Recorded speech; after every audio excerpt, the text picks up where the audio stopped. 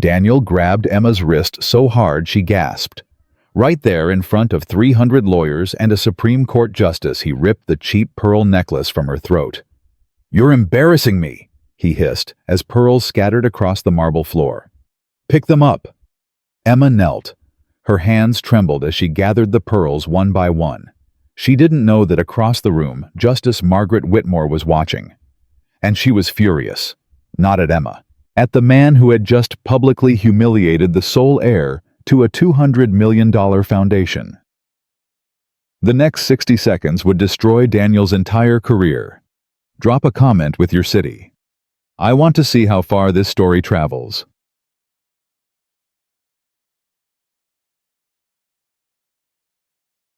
The pearls made a sound like teeth hitting pavement. One rolled under a senator's chair. Another stopped at the polished shoe of a federal judge. A third pearl spun in a slow circle before settling near the champagne table where three partners from Sterling and Associates pretended not to see it. Emma Lawson knelt on the cold marble floor of the Whitmore Foundation Grand Ballroom. Her knees pressed against the stone, her fingers shaking reached for the scattered pearls. 1, 2, 3. She could feel 300 pairs of eyes on her back. She could hear the silence, that thick, suffocating silence that happens when a room full of powerful people witnesses something ugly and decides to look away. "Faster," Daniel muttered above her. "People are staring." People were staring because of him. But Emma didn't say that. She had learned over 4 years of marriage that correcting Daniel in public led to worse things in private. "I'm trying," she whispered. "Try harder. You're making a scene." A scene? Emma almost laughed. He had just ripped a necklace off her throat in front of the entire Boston legal elite, and she was the one making a scene. She found another pearl near the leg of a dining chair. A woman in a red gown shifted her foot away, not wanting to be associated with the kneeling wife. Emma recognized her Victoria Chen partner at Morrison & Beck. They had met at a Christmas party 2 years ago. Victoria had complimented Emma's dress. Now Victoria was studying the ceiling like it contained the secrets of the universe. 6, Emma counted under her breath. 7, 8. "There's one more by your left hand," a voice said. Low, controlled, female. Emma looked up. An older woman stood 3 feet away. Silver hair pulled back in an elegant twist. Black gown simple but clearly expensive. No jewelry except a single diamond ring. She had the kind of face that had seen everything and judged most of it harshly. "Thank you," Emma said quietly. The woman didn't smile. She looked at Daniel with an expression Emma couldn't read. Then she walked away, disappearing into the crowd of tuxedos and evening gowns. "Who was that?" Daniel asked, not really caring. "I don't know. Probably some donor's wife. Old money, no relevance." He checked his watch. "Get up. We're late for the main table. And for God's sake, fix your hair. You look like you've been sleeping in a dumpster." Emma stood. Her knees ached. Her neck stung where the necklace had scraped her skin. She could feel a thin line of heat, probably a scratch, maybe bleeding. She didn't check. Checking would mean acknowledging that her husband had hurt her, and acknowledging that meant dealing with it. And dealing with it meant confronting the fact that her marriage had become a prison she had built herself. "Coming," she said.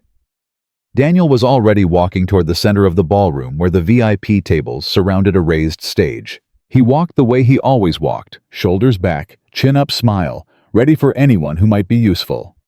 He was 36 years old, vice president at Sterling and Associates, and absolutely certain that he was destined for greatness. Emma followed 3 steps behind. That was the distance he preferred. Close enough to show he had a wife. Far enough that she didn't crowd his spotlight. She had measured it once. Literally measured it. 3 steps. The exact distance between being present and being invisible. The invitation had arrived 6 weeks ago. Emma remembered the moment Daniel opened it. His hands had trembled, actually trembled, as he read the thick cream card with its embossed gold lettering. The Whitmore Foundation Annual Charity Gala. He had read aloud, his voice reverent. "Emma, Do you understand what this is? She had understood. Everyone in Boston legal circles understood. The Whitmore Foundation Gala was not just a party. It was an audition. Justice Margaret Whitmore retired from the Supreme Court, but still the most powerful figure in American jurisprudence, personally reviewed every attendee. An invitation meant you were being considered. Considered for federal appointments. Considered for foundation grants. Considered for the kind of doors that only opened if Margaret Whitmore knocked for you. "It's a big deal," Emma had said. "A big deal." Daniel had laughed. "It's everything. Do you know how many years I've waited for this? How many cases I've taken? How many partners I've flattered? How many weekends I've sacrificed?" Emma knew. She had sacrificed those weekends too. She had eaten dinner alone. She had gone to bed alone. She had slowly, gradually, invisibly disappeared from her own life while Daniel built his. "We need to prepare," Daniel had said, already pacing. "I need a new tuxedo. You need—" He had stopped looking at her, really looking, which he rarely did anymore. "You need to not embarrass me." "I won't." "I mean it, Emma. This isn't some office Christmas party. These are Supreme Court justices, senators, the kind of people who decide careers with a single phone call. You need to be perfect." "I'll be perfect." "No weird jokes. No bringing up your past. No mentioning that you dropped out of law school. No talking about your mother. Nothing that makes you sound—" He had waved his hand vaguely. "Nothing that makes you sound like what you were before I found you." What she was before he found her. A waitress at a diner near the courthouse. 24 years old, 2 years into law school, and drowning in debt because her mother's medical bills had eaten through everything. Daniel had been a young associate then, coming in every morning for coffee. He had seemed kind at first, interested in her, interested in the textbooks she studied during slow shifts. "You're too smart to be pouring coffee," he had told her once. She had believed him. She had believed that he saw something in her, something worth saving. When he proposed 8 months later, she had said yes, partly because she loved him, and partly because her mother's hospice care cost more than her waitressing job could cover. He had paid for the hospice. He had paid for the funeral. He had paid for everything, and he had never let her forget it. "I'll be perfect," she had repeated. "Wear the pearls I bought you," Daniel had instructed. "Not that old stuff from your mother's jewelry box. The pearls. They're classic. They say respectable wife. That's what I need you to be tonight. Respectable." The pearls. Fake, actually, though Daniel didn't know that. He had bought them from a department store thinking they were real.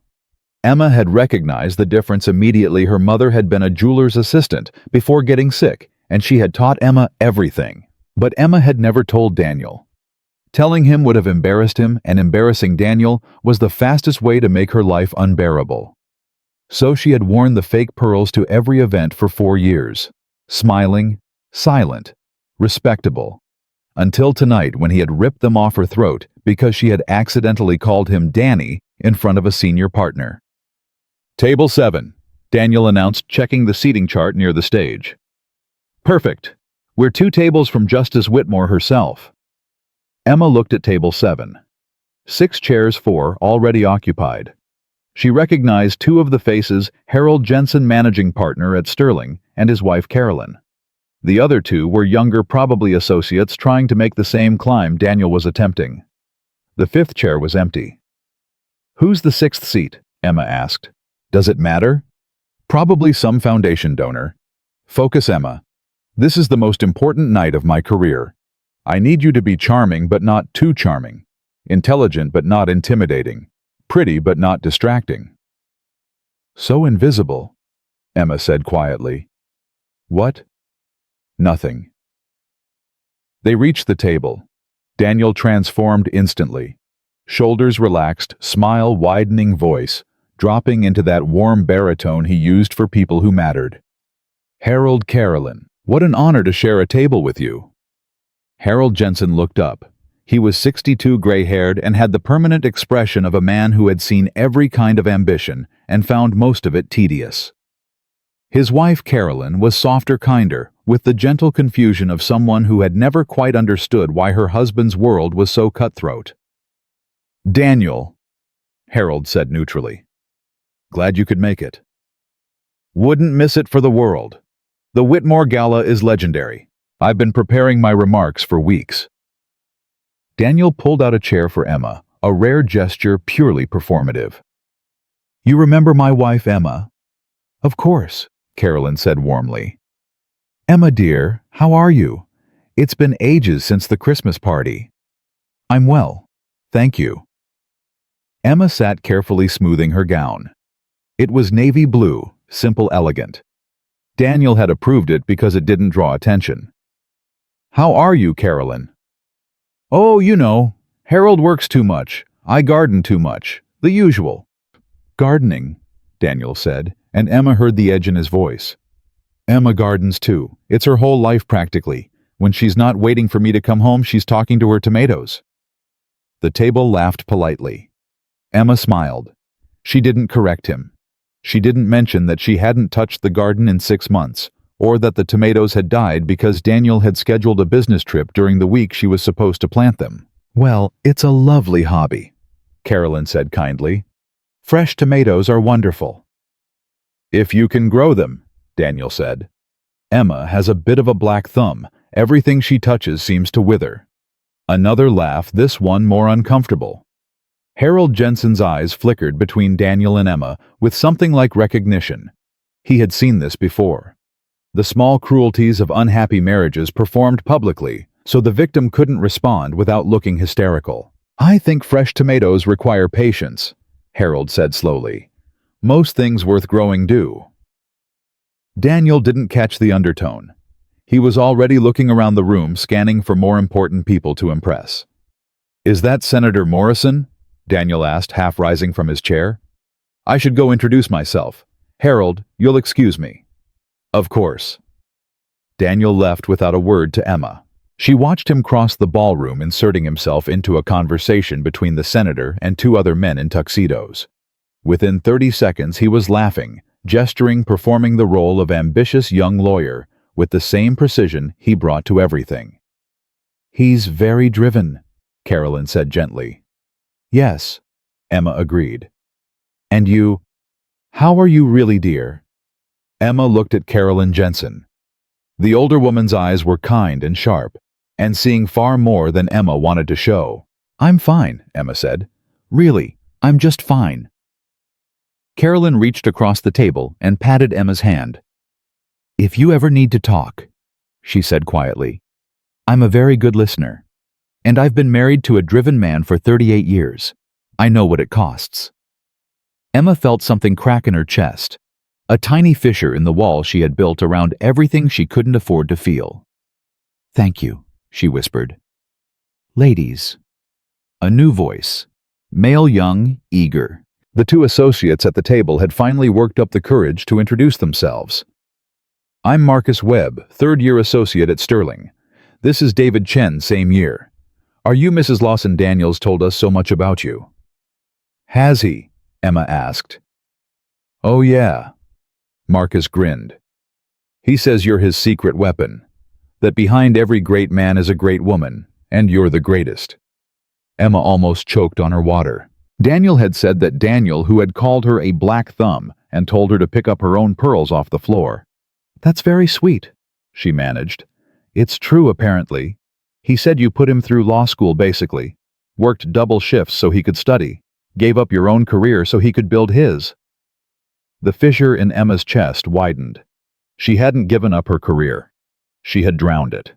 2 years into law school, top of her class, the professors had called her brilliant. Then her mother got sick. Stage 4, pancreatic cancer, the kind that doesn't negotiate.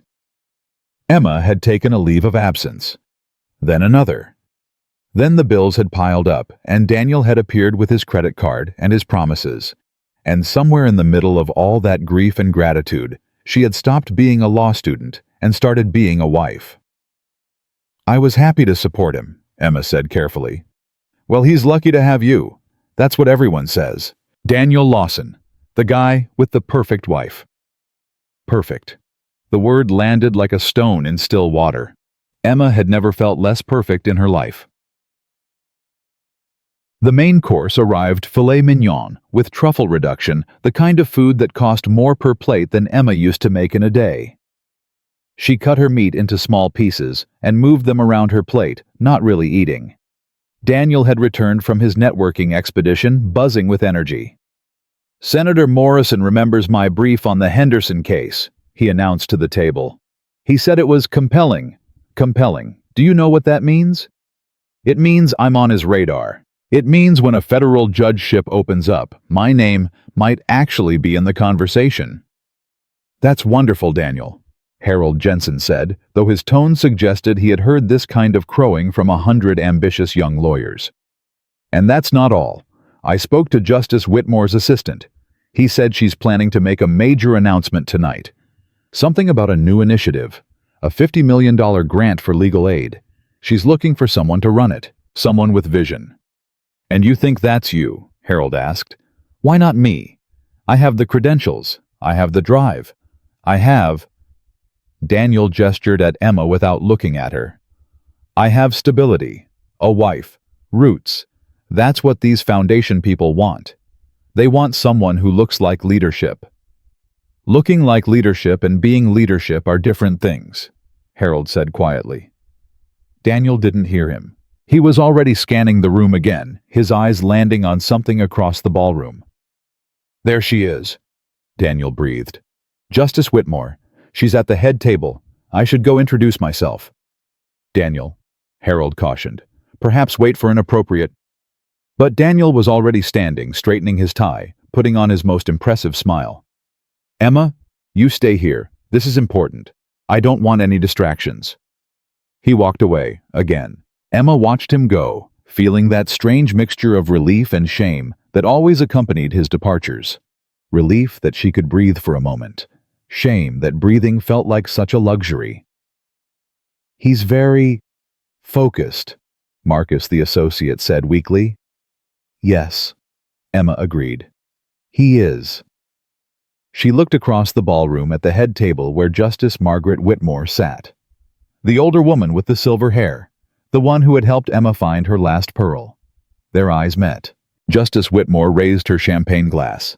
A tiny gesture, a toast that no one else saw. Emma felt a chill run down her spine. Something was about to happen. Something that would change everything. She just didn't know what. Daniel reached the head table. Emma could see him from across the room, could see the way he squared his shoulders, thrust out his hand, arranged his face into that expression of humble confidence he had practiced in the mirror 1,000 times. She couldn't hear what he said, but she could see Justice Whitmore's response. The older woman looked at Daniel's extended hand. She looked at his face. She looked at him the way a scientist examines a particularly uninteresting specimen. Then she turned away. Completely. Deliberately. As if Daniel were invisible. Emma watched her husband's face go through 5 stages of emotion in 3 seconds. Confusion, disbelief, hurt, rage, and finally, that terrifying blankness that meant the rage had gone underground where it would fester until it could be released on someone safe. Someone like her. Daniel walked back to the table. His smile was still in place, but Emma knew that smile. It was the smile he wore when he was planning something cruel. "What happened?" Harold asked. "Nothing." Daniel sat down heavily. "She was distracted. I'll catch her later. These old people, you know, their attention wanders." "Margaret Whitmore's attention does not wander," Harold said carefully. "She's the sharpest mind I've ever encountered." "Well, she seemed confused tonight. Maybe she's finally slipping." The table went silent. Even Marcus, the eager young associate, looked uncomfortable. Criticizing Justice Whitmore in public was social suicide. Everyone knew it. Everyone except Daniel, who was too angry to think clearly. "Emma," Daniel said suddenly, turning to her with that dangerous smile. "You've barely touched your food. What's wrong? Not good enough for you?" "I'm not very hungry." "Not hungry. At a gala with food that cost $200 a plate. Food that I paid for, by the way. Food that my invitation secured. Daniel, you know what your problem is. Emma, you don't appreciate things. You don't appreciate what you have. You don't appreciate me. The table was frozen. Carolyn Jensen had put down her fork. Harold was watching Daniel with the expression of a man who was reassessing everything he thought he knew. I do appreciate you, Emma said quietly. Can we talk about this later in private? Why? So you can make excuses, so you can cry and apologize and promise to be better like you always do. Daniel leaned closer, his voice dropping to a hiss that the whole table could still hear. I brought you here tonight. I dressed you. I coached you. All I asked was that you not embarrass me, and what do? You sit there like a corpse. You don't smile, you don't network, you contribute nothing. I smiled. I talked to Carolyn. Carolyn doesn't matter. Carolyn is a wife. Wives don't make careers happen. Power makes careers happen. And you... Daniel grabbed Emma's wrist, hard. You are the opposite of power. You are a weight around my neck. You are the anchor that's been dragging me down for 4 years. Daniel, you're hurting me. Good. Maybe pain will wake you up. He squeezed harder. Emma felt the bones in her wrist grind together. She gasped, and the sound was loud in the silent ballroom, because the ballroom had gone silent. Completely silent. Emma realized with dawning horror that every table around them had stopped talking. Every person within earshot was watching. 300 of the most powerful people in American law were witnessing her husband publicly abuse her. And then Daniel did something that would haunt him for the rest of his life. He reached up with his other hand, grabbed the pearl necklace around Emma's throat, and ripped it off. The clasp broke. The string snapped.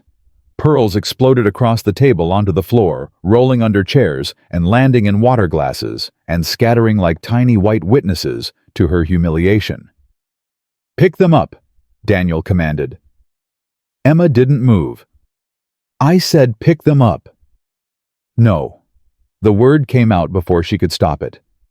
4 years of swallowed rage compressed into a single syllable. Daniel's face went white, then red, then a purple that suggested stroke or explosion. What did you say to me? I said no.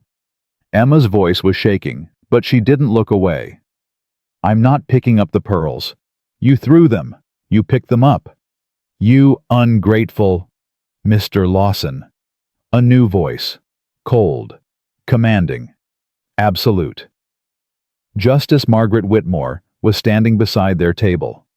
Emma hadn't seen her approach. No one had.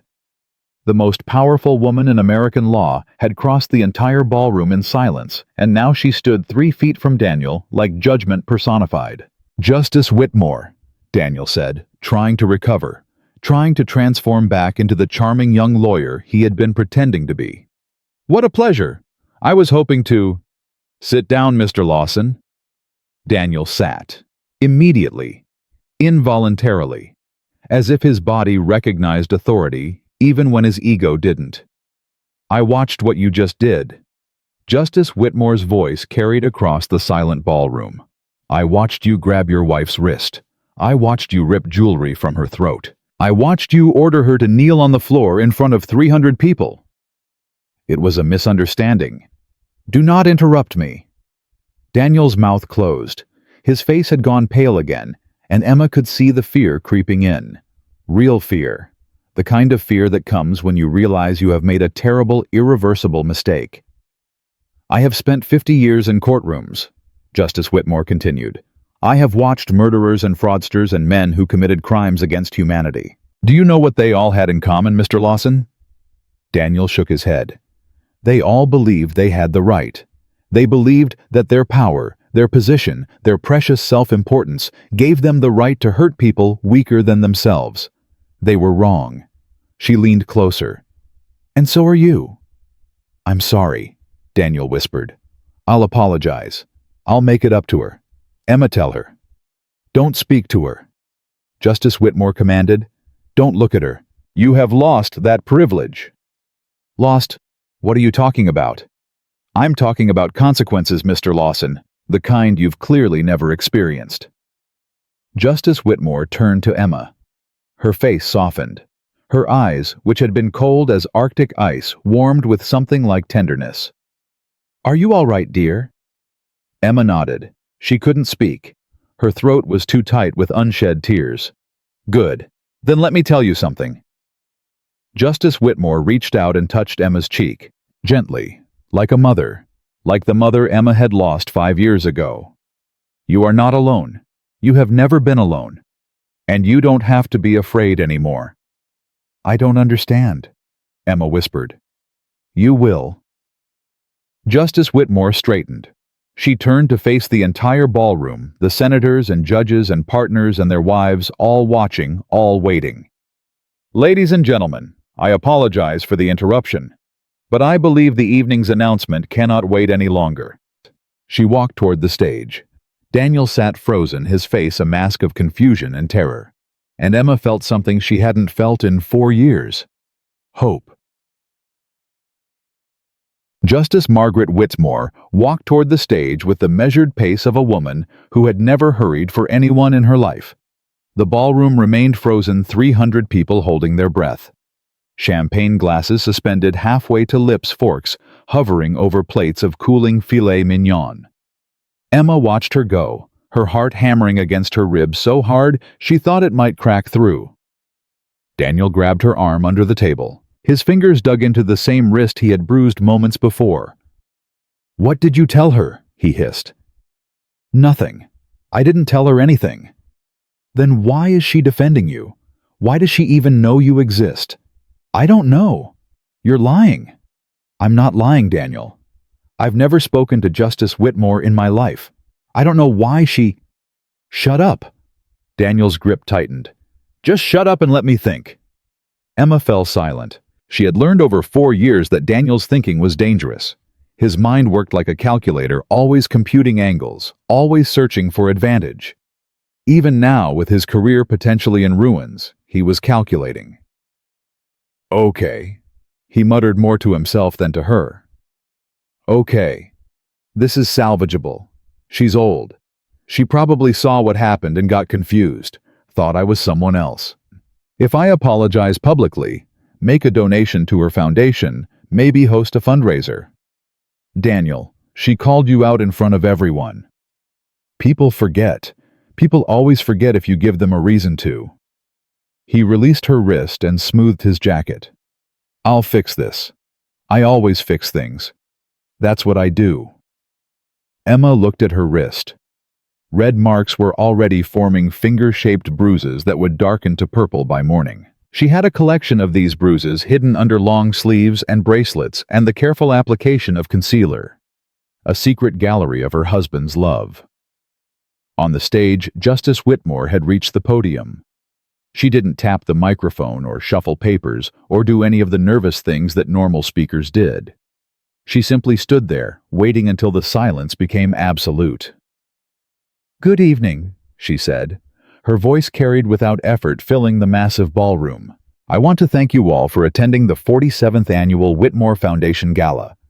As many of you know, this foundation was established by my late husband, Robert Whitmore, to support access to justice for those who cannot afford it. For 47 years, we have funded legal aid clinics, law school scholarships, and advocacy programs across this nation." Polite applause rippled through the crowd. Daniel clapped too, a beat too late, his smile rigid. "Tonight," Justice Whitmore continued, "I have 2 announcements to make. The first is one of expansion.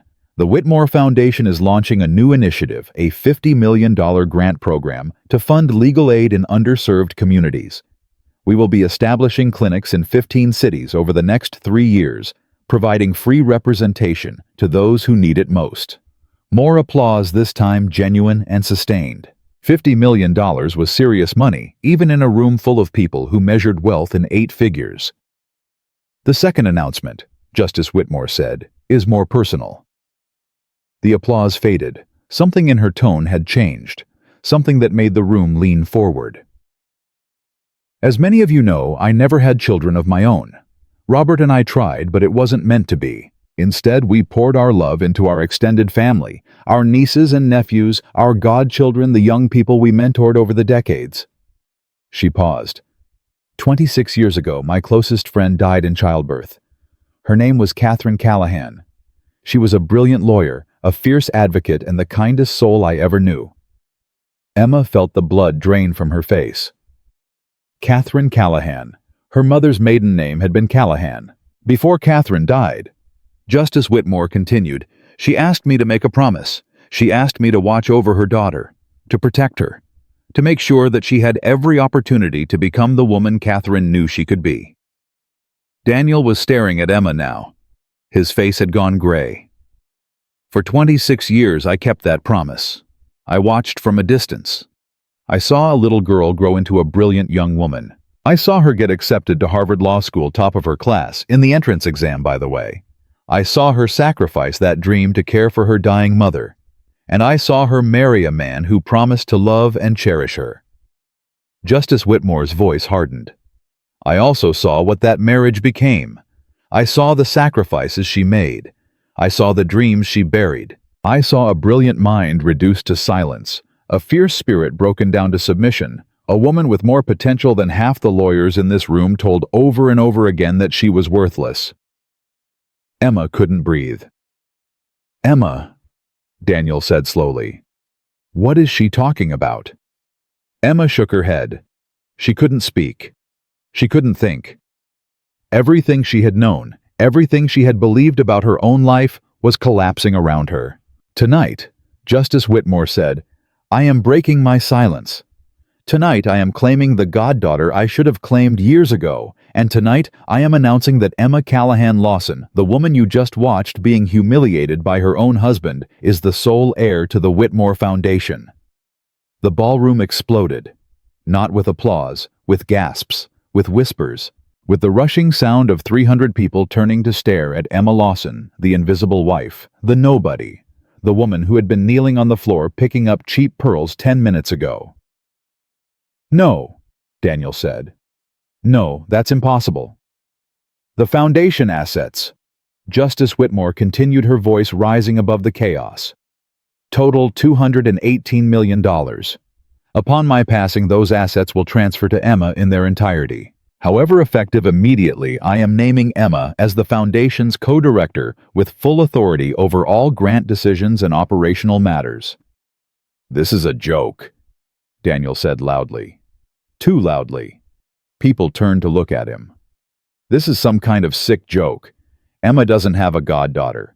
She doesn't have anyone. She was a waitress. She was nobody. Mr. Lawson. Justice Whitmore's voice cut through the noise like a scalpel. I suggest you stop talking. I will not stop talking. This woman, Daniel pointed at Emma. This woman has been living in my house, spending my money, wearing clothes I bought for her. She never mentioned a foundation. She never mentioned Margaret Whitmore. She never mentioned anything. Because you never asked. Emma's voice. Quiet, steady, surprising everyone, including herself. What? Daniel turned to her. You never asked me about my family, Emma said. You never asked about my mother's friends. You never asked about anything that didn't directly involve you. In 4 years of marriage, Daniel, you have never once asked me a question that you actually wanted the answer to. That's not. You asked me about the weather so you'd know what to wear. You asked me about dinner so you'd know when to come home.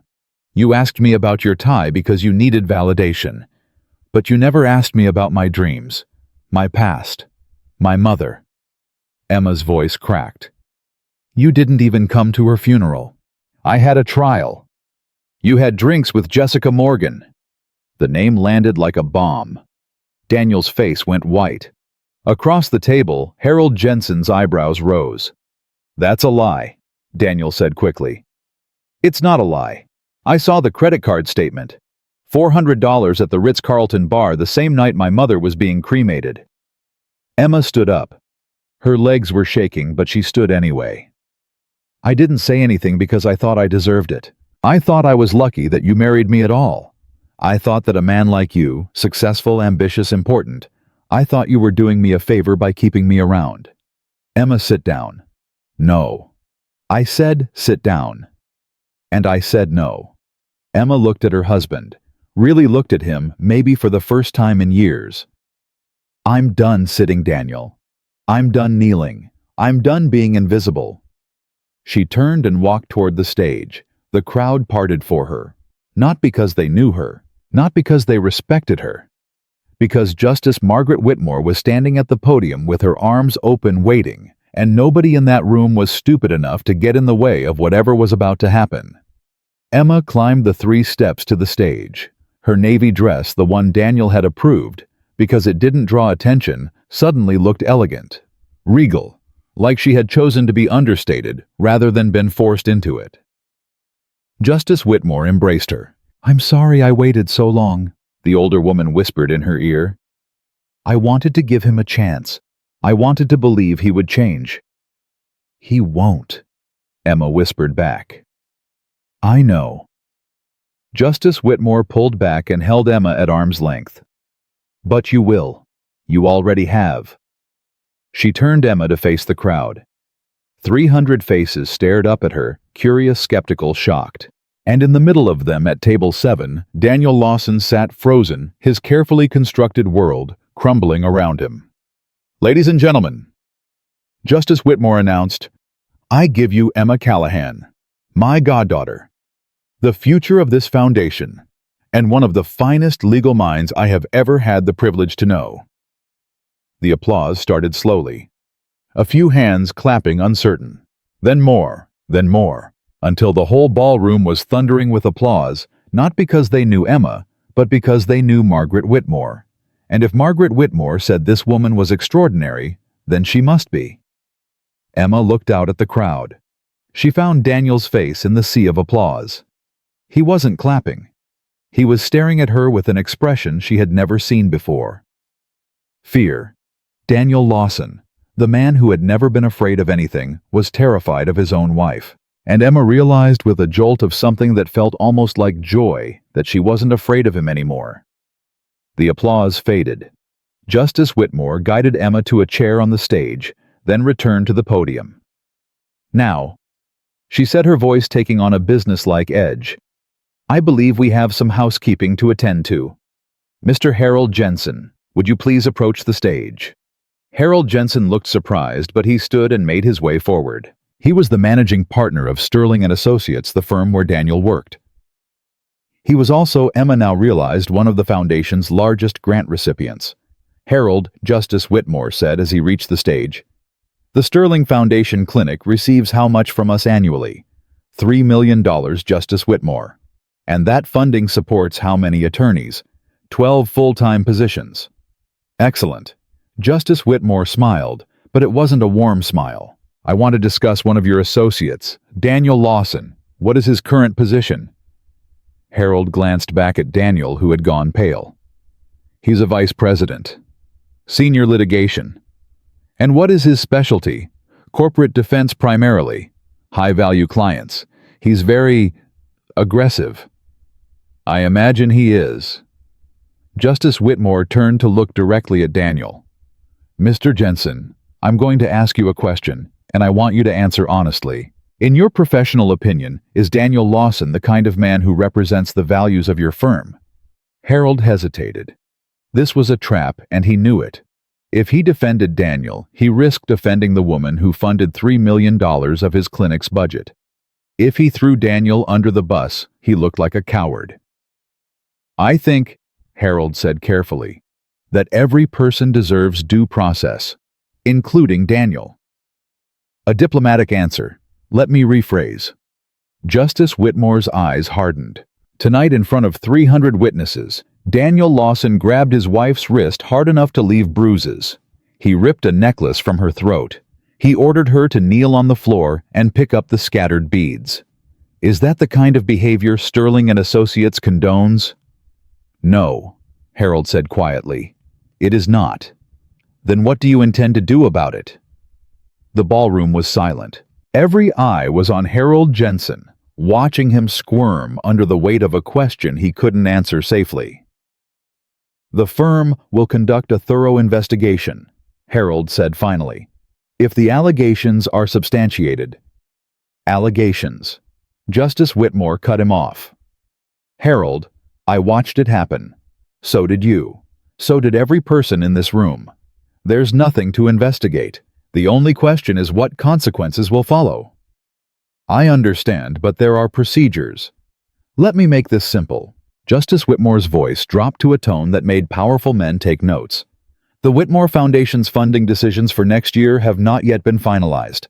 I would hate for Sterling's clinic to experience any uncertainty because of a personnel issue that should have been resolved tonight. Harold's face went gray. $3 million, 12 jobs, all hanging in the balance because of Daniel Lawson's temper. I'll speak to the partners, Harold said. Tonight. See that you do. Harold walked back to his table. He didn't sit down next to Daniel. He sat on the opposite side as far from his toxic associate as the round table allowed. Justice Whitmore turned back to the crowd. I apologize for the unpleasant business, she said, her voice warming again. Now let's return to the celebration. The silent auction closes in 1 hour, and I believe there's a 1962 Chateau Margaux with your names on it. The tension broke. Conversations resumed. Waiters began circulating again with fresh champagne. The social machinery of the gala creaked back into motion. But at table 7, nothing moved. Daniel sat alone. The associates had fled to the bar. Harold and Carolyn Jensen had moved to another table to speak with colleagues. Even the waitstaff seemed to be avoiding his section of the room. Emma watched from the stage as her husband experienced, perhaps for the first time in his life, the feeling of being completely and utterly alone. She should have felt satisfaction. She should have felt triumph. Instead, she felt something closer to exhaustion. 4 years of fear, 4 years of smallness, 4 years of believing she deserved every cruel word and careless bruise. All of it was unraveling, and she didn't know who she would be when the unraveling was done. Come, Justice Whitmore said softly, touching her arm. There's someone I want you to meet. She led Emma to a small alcove near the stage, where a woman in her 60s was waiting. The woman had silver hair and kind eyes, and the particular stillness of someone who spent her life listening. Emma, this is Dr. Ruth Kessler. She's a friend and a psychiatrist. I thought you might want someone to talk to tonight. I'm fine, Emma said automatically. You're not fine, Dr. Kessler said gently. And that's okay. What you just experienced, what you've been experiencing for years, takes time to process. I'm not here to fix you. I'm just here to sit with you if you need it. Emma looked at this stranger, this woman she had never met, who was offering her kindness for no reason other than kindness itself. She burst into tears. Dr. Kessler didn't flinch. She simply handed Emma a tissue and waited. I'm sorry, Emma gasped. I don't know why I'm crying. Yes, you do. Emma sobbed harder, because she did know. She was crying for the girl who had dreamed of law school. She was crying for the daughter who had watched her mother die. She was crying for the wife who had knelt on cold marble floors and believed she deserved it. I thought he loved me, Emma whispered. In the beginning, I really thought he loved me. Maybe he did in his way, Dr. Kessler said. But his way wasn't enough. His way was never going to be enough. I should have left, years ago. I should have.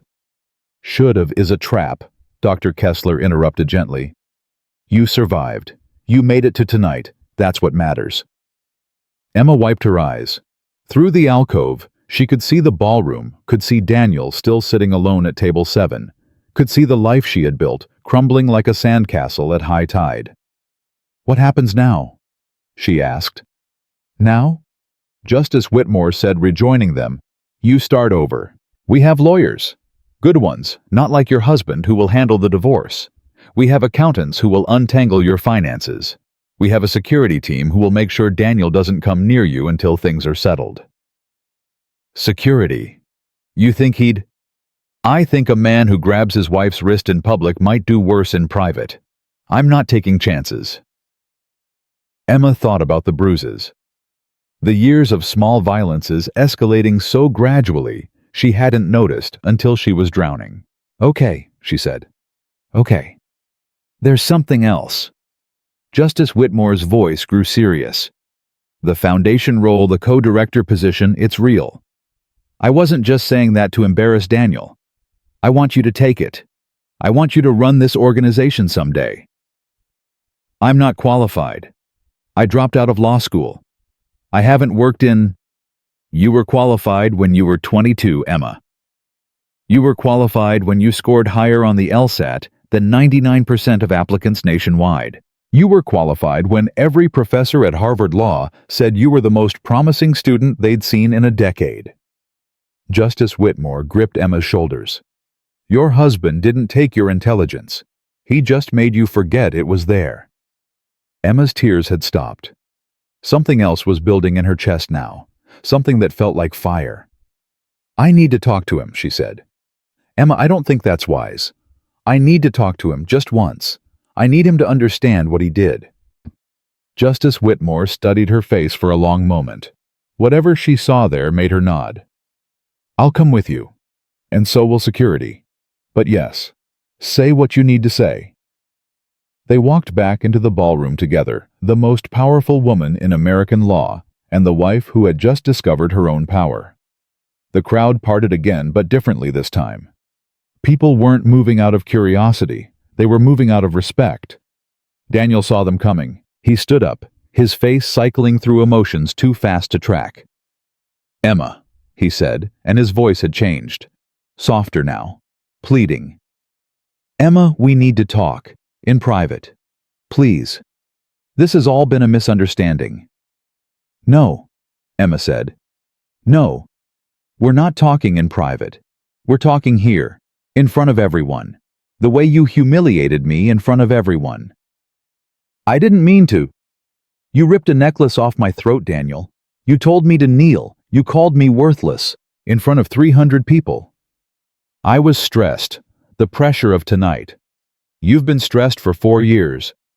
You've been pressured into every cruel comment, every bruise, every time you made me feel like I was nothing. Emma's voice was rising, and she didn't care. That's your excuse. Stress. Emma, please, think about what you're doing. If you destroy my career, I'm not destroying anything. You did this yourself. Every choice you made, every word you said, every time you decided that your ambition mattered more than my humanity, that was you. Not me. You. Daniel's face contorted. For a moment, the mask slipped, and Emma saw the rage underneath. The real Daniel. The one who had squeezed her wrist until she gasped. You ungrateful... He caught himself, swallowed, forced his voice back to pleading. You owe me everything. I paid for your mother's care. I put a roof over your head. I made you a respectable woman. You made me invisible. You made me small. You made me believe that I was lucky to have you, when the truth is that you were lucky to have me. Emma stepped closer. I was going to be a lawyer, Daniel. A good one, maybe a great one. But I gave that up because I thought love meant sacrifice. I thought marriage meant putting your dreams first. I was wrong. We can fix this, Daniel insisted. Couples counseling, a vacation, whatever you need. What I need, Emma said slowly, is a divorce. The word fell like a guillotine. Daniel's face went blank, then twisted into something ugly. You think you can divorce me? You think anyone will believe you? I'll tell them you're crazy. I'll tell them you're making it all up. I have friends. I have connections. You have nothing. A new voice. Harold Jensen approaching from the side. His face was grim. Harold, Daniel said, turning to his mentor with desperate hope. Tell her I'm valuable. Tell her the firm needs me. I just got off the phone with the executive committee, Harold said. You're suspended effective immediately, pending a full review of your conduct and your expense reports. Expense reports. The trip to Cabo with Jessica Morgan. The jewelry purchases billed as client gifts. The dinners that never had any clients. Harold's voice was flat. We've been aware for some time, Daniel. We were just waiting for an excuse to act. Daniel's world was collapsing. Emma could see it in his eyes, the realization that everything he had built was made of sand. This isn't over, Daniel said, his voice shaking with rage. This isn't... Sir? A security guard appeared at his elbow, large, professional, immovable. I'm going to need you to come with me. Don't touch me. Do you know who I am? You're the gentleman who's been asked to leave, the guard said calmly. We can do this the easy way or the hard way. Your choice. Daniel looked around the ballroom, at the faces that had once smiled at him, now turned away, at the colleagues who had once laughed at his jokes, now pretending he didn't exist, at the wife he had thought was his property, now standing straight and unafraid. This isn't over, he repeated, but his voice had lost its power. Emma, this isn't over. Yes, it is, Emma said quietly. Goodbye, Daniel. The security guard took Daniel's arm and led him toward the exit. He didn't struggle. He didn't shout. He just walked, shoulders slumped, the picture of a man who had finally run out of masks. Emma watched him go. She didn't feel triumph. She didn't feel satisfaction. She felt tired. Bone-deep tired, the kind of exhaustion that comes from carrying a weight for so long you forget what it feels like to stand up straight. Are you okay? Justice Whitmore asked softly. No, Emma admitted. But I will be. They stood together in the middle of the ballroom, the mentor and the protege, the justice and the heir. And for the first time in 4 years, Emma Lawson allowed herself to imagine a future. It was terrifying. It was exhilarating. It was hers. The doors of the Whitmore Foundation Grand Ballroom closed behind Daniel, with a sound like a coffin lid settling into place. Emma stood perfectly still, watching the space where her husband had been half expecting him to burst back through and demand another chance. He didn't. He's gone, Justice Whitmore said gently. Security will escort him off the property. Where will he go? That's not your concern anymore. Emma turned to look at her godmother. The word still felt strange in her mind. Godmother. She had spent 26 years believing she had no one, that her mother's death had severed her last connection to family. And all along this woman had been watching. Why didn't you tell me? Emma asked. All those years. Why didn't you reach out? Justice Whitmore's face softened with something that looked like regret. Your mother made me promise. She wanted you to have a normal life away from the spotlight, away from the pressure of being connected to me. She was afraid that if people knew, you'd never know who your real friends were. So you just watched. I funded your scholarships. I made sure you got into the best schools. When you applied to Harvard Law, I called the dean personally. Justice Whitmore paused. And when you dropped out to care for your mother, I arranged for the hospice to reduce their bills. I didn't want you to drown in debt. Emma's breath caught. The hospice. They said there was a charity grant. There was. Mine. But Daniel said he paid... Daniel paid a fraction. He believed he paid everything because I made sure the bills he saw were manageable. I covered the rest anonymously. Justice Whitmore's eyes hardened. I wanted to see what kind of man he was. If he would hold a debt over your head, or if he would let you be free. He held it over my head every day. I know. And I should have intervened sooner. I kept hoping he would change. I kept hoping love would soften him. Justice Whitmore touched Emma's cheek. I was wrong. Some people don't change. They just get better at hiding.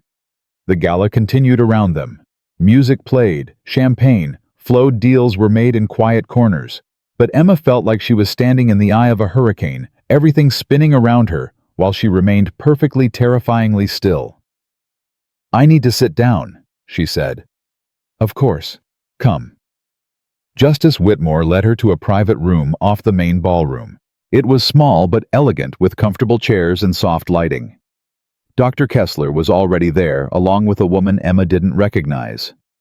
Emma, this is Linda Torres. She's the best divorce attorney in Boston. Linda Torres was small and sharp-featured, with dark eyes that missed nothing. She shook Emma's hand with a grip that suggested she had never lost a fight in her life. Mrs. Lawson, Linda said, I've been briefed on your situation. I want you to know that you have options. Options? Your prenuptial agreement for starters. Did you read it before you signed? Emma's face flushed with shame. Daniel told me it was standard. He said it was to protect both of us. May I? Linda pulled out a tablet and handed it to Emma. This is a copy of your prenup. I obtained it from the county records office an hour ago. Emma looked at the document.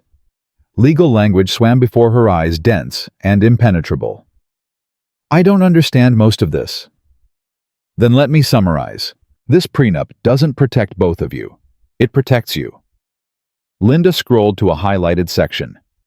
Paragraph 7, subsection B. In the event of infidelity by either party, the offending spouse forfeits all claim to marital assets. Daniel was unfaithful. Jessica Morgan. Can you prove it? Emma thought about the credit card statements, the late nights, the way Daniel's phone was always face down. I have records, bank statements showing dinners and hotel rooms, but I don't have photos, witnesses. Linda smiled, and it wasn't a friendly smile. Leave that to me. Jessica Morgan was terminated from Sterling & Associates 2 hours ago. My sources tell me she's very eager to cooperate in exchange for a reference letter. She'd testify against Daniel. Mrs. Lawson, when the ship is sinking, the rats swim for shore. Jessica Morgan is a rat, and she knows exactly which direction shore is. Emma felt something loosen in her chest. For 4 years she had believed that leaving Daniel would cost her everything, that he would drag her through courts and destroy her reputation and leave her with nothing but shame. But the walls were crumbling. One by one, the weapons Daniel had hoarded against her were being dismantled. There's more, Linda continued. Paragraph 12. Verbal or physical abuse constitutes grounds for immediate dissolution of the marriage with full asset protection for the abused party. He grabbed my wrist. He ripped off my necklace. In front of 300 witnesses, including a Supreme Court justice. Linda's smile widened. Mrs. Lawson, you don't just have a case. You have a gift-wrapped victory. Daniel Lawson is going to lose everything he has. The only question is how much you want to take. I don't want his money, Emma said quietly. I just want to be free. Freedom is expensive, and frankly, after what he put you through, you deserve compensation. Wait, Linda leaned forward. The penthouse you live in, the cars, the investment accounts, all of that was built while you were married. Half of it is legally yours. I don't care about the penthouse. Then sell it and fund a legal aid clinic. That's what the Whitmore Foundation does, isn't it? Linda glanced at Justice Whitmore. Take his money and use it to help people like you. People who married the wrong person and thought they had no way out. Emma looked at her hands. They were still trembling. She could still feel Daniel's fingers wrapped around her wrist. Could still hear his voice hissing at her to pick up the pearls. Okay, she said. Take whatever we're entitled to. Good. Linda stood up. I'll have preliminary papers ready by morning. For tonight, you should stay somewhere safe. Somewhere Daniel doesn't know about. She's staying with me, Justice Whitmore said. My home has excellent security. Perfect. Linda handed Emma a business card. Call me if you need anything, day or night. This is going to move fast, and I want you prepared. She left. The door closed behind her, and Emma was alone with Justice Whitmore and Dr. Kessler. How do you feel? Dr. Kessler asked. I don't know. Emma laughed, and it came out broken. I should feel happy. I should feel relieved, but I just feel empty. That's normal. You've been in survival mode for years. When the threat is removed, the body doesn't know what to do with all that adrenaline. Dr. Kessler moved to sit beside her. Give yourself time.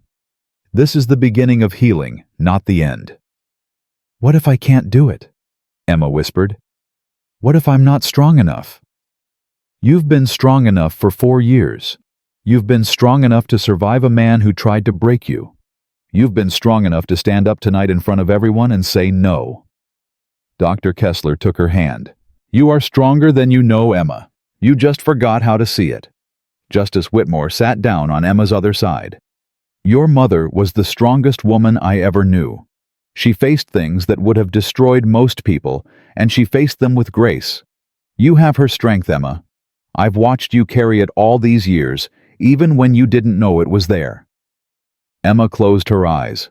She thought about her mother, about the woman who had worked double shifts to put food on the table, who had read law books to her daughter at bedtime because she believed education was the only ladder out of poverty. Her mother had died believing Emma would become a lawyer, would fight for the powerless, would make a difference. Instead, Emma had become invisible. "I gave up," she said, her voice cracking. "When Mom died, I gave up. I married Daniel because it was easier than fighting." "You survived," Justice Whitmore corrected. "There's a difference between giving up and surviving. You did what you had to do to get through. Now you have the chance to do more. The foundation, you really want me to run it. I want you to help me run it, and someday when I'm gone, I want you to carry it forward." Justice Whitmore squeezed her hand. "You have a gift, Emma. You understand what it's like to be powerless. You understand what it's like to need help and have none. That understanding is worth more than any law degree." "I don't have a law degree. I dropped out." "Then finish. Harvard will take you back in a heartbeat. I'll make sure of it." Emma opened her eyes. "You'd do that?" "I'd do anything for you, Emma. I should have done more years ago. Let me make up for lost time." For a long moment, Emma sat in silence, letting the weight of the evening settle around her. 24 hours ago, she had been Emma Lawson, invisible wife, professional nobody. Now she was Emma Callahan, heir to a $200 million foundation goddaughter to a Supreme Court justice. The transformation felt impossible, like waking up from a nightmare and finding yourself in a fairy tale. "Okay," Emma said finally. "I'll try. That's all I ask." The door opened.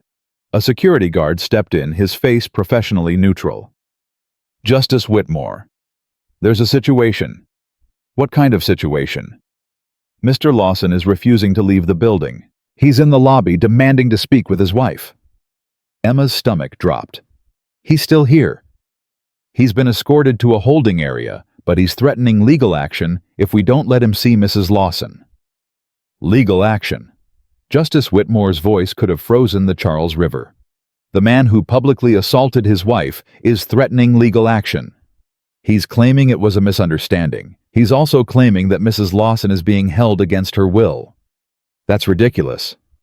"I know, ma'am, but he's making a scene. The press is starting to notice." Justice Whitmore looked at Emma. "Do you want to see him?" "No." "Then you don't have to. Security will remove him." "But what if he—" "Emma." Justice Whitmore's voice was firm. "You don't owe him anything. Not an explanation, not a conversation. Not one more second of your time. If he wants to talk, he can talk to your lawyer." Emma nodded. But something was gnawing at her. Something she needed to understand. "Actually," she said slowly, "maybe I should see him." "Emma, I don't think—" "One last time, I need to look him in the eye and tell him it's over. Otherwise, I'll always wonder. I'll always be looking over my shoulder, waiting for him to appear." Emma stood up. "I need to finish this. Properly." Justice Whitmore studied her face for a long moment. "Are you sure?" "No, but I'm going to do it anyway." "Then I'm coming with you. And so is security." They walked out of the private room and through the ballroom, which had thinned considerably. It was nearly midnight, and most of the guests had drifted home or to after-parties. The few who remained watched Emma pass with undisguised curiosity. The lobby was marble and glass and soft lighting designed to impress. Daniel was standing near the entrance, flanked by 2 security guards who looked like they were restraining themselves from physically throwing him out. When he saw Emma, his face transformed. Rage melted into something softer, something calculated. "Emma," he said, stepping toward her. "Thank God. Tell them this is a mistake. Tell them we need to talk." "Stop there, Mr. Lawson," one of the guards warned. "She's my wife." "Not for long," Emma said. Daniel flinched. "You don't mean that. You're upset. You're confused. That woman—" he pointed at Justice Whitmore. "She's manipulating you. She's filling your head with lies. The only lies I've believed were yours." "Emma, please. Think about what you're throwing away. We have a life together, a home, history. We have nothing. Emma's voice was steady now, steadier than she had ever heard it. We have a penthouse that feels like a prison. We have a marriage that was dead years ago. We have history, yes, but it's a history of pain. I made mistakes, I admit it, but I can change. I'll go to therapy. I'll be better. Just give me one more chance. How many chances have I given you, Daniel? How many times have you promised to be better only to be worse the next week? This time is different. You're right. This time is different, because this time I'm not staying. Daniel's face twisted. The mask slipped again, and Emma saw the rage burning underneath. He was trying to control it, trying to keep his voice soft and pleading, but his eyes betrayed him. You think you can survive without me? His voice dropped to a hiss. You're nothing, Emma. You're a dropout, a waitress. The only reason anyone knows your name tonight is because some old woman decided to play fairy godmother. That old woman, Emma said calmly, is a Supreme Court justice, and she's been watching you treat me like garbage for 4 years. Watching. She's been watching everything, every cruel word, every bruise, every time you made me feel worthless. Emma took a step closer. She gave you a chance, Daniel. She wanted to see if you could be a good man. You failed. Daniel's face went white. That's why I got the invitation. That's why I was at the VIP table. It was a test. It was a test you failed spectacularly, in front of everyone. You set me up. His voice rose. You set me up. You knew who she was. You knew what would happen if you what? If you acted like yourself. Emma shook her head. I didn't set you up, Daniel. I didn't have to. You destroyed yourself. All I did was stop hiding it. Daniel lunged forward.